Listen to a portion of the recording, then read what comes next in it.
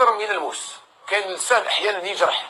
وإياك كذلك أن تخرج سر تاع إنسان استأمنك عليه، وإياك أن تخون أمانة ناس، وإياك أن تأكل مال الناس. كاين ناس خدمتهم اللي يسكروا هادو، خدمتهم نسأل الله السلامة والعافية.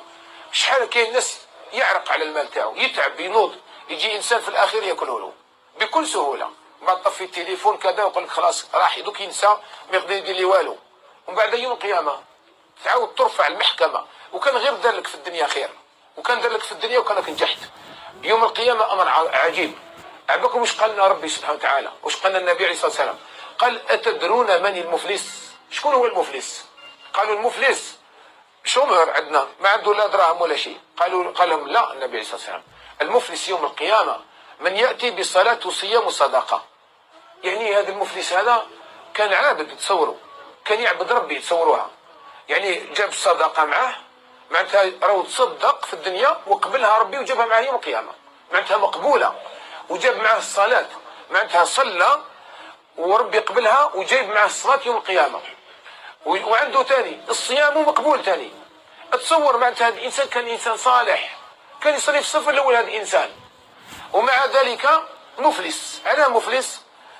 أكل مال هذا، وشتم هذا، وضرب هذا، وسفك دم هذا.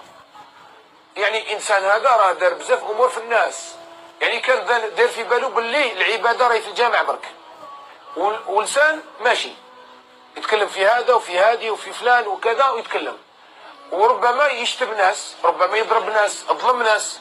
هذا النوع من الناس هذا تصور كامل هذوك الخير اللي جابوا معاه يوم القيامة راح يديوه الناس. معناتها الناس داولوا قلب الحبة، واش خدم واش صفها مليح، الفايدة تاعو اللي صفاها مليح يوم القيامة داوها الناس. مفلس. قال النبي عليه الصلاة والسلام فيأخذ هذا من حسناته وهذا من حسناته، حتى إذا نفذت حسناتهم أو حسناته أخذ من سيئاتهم، هو يعود يدي السيئات، ثم يؤمر به فيطرح في النار. كان مسكين من العباد، كان حارم روحه بشحال من حاجة في الدنيا على جال ربي، ولكن ما كانش حاكم اللسان تاعو. لسانك شدو عندك، لسانك خليه يتحرك بطاعة، نصيحة، كلمة طيبة، يتحرك بذكر الله، بالاستغفار، بالتسبيح.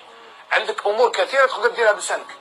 أما حاجة الناس قال يا أخي ما تجبدناش الناس، بارك الله فيك، راح تتكلم على فلان، هيا نديك عنده روح نصحو، علاه تكلمني لي أنا، علاه تخسر لي قلبي على خويا، ما دام هي على بالي دارها ما تقوليش، روح قول له ليه هو باش تنصحو. لا كي تقولي لي واش الفايدة؟ خلينا نكونوا صرحاء.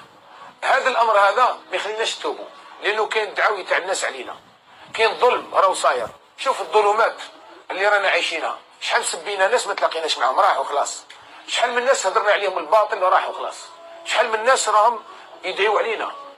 كاين بعض الشباب نقولوا تحب التوب ما تظلمش.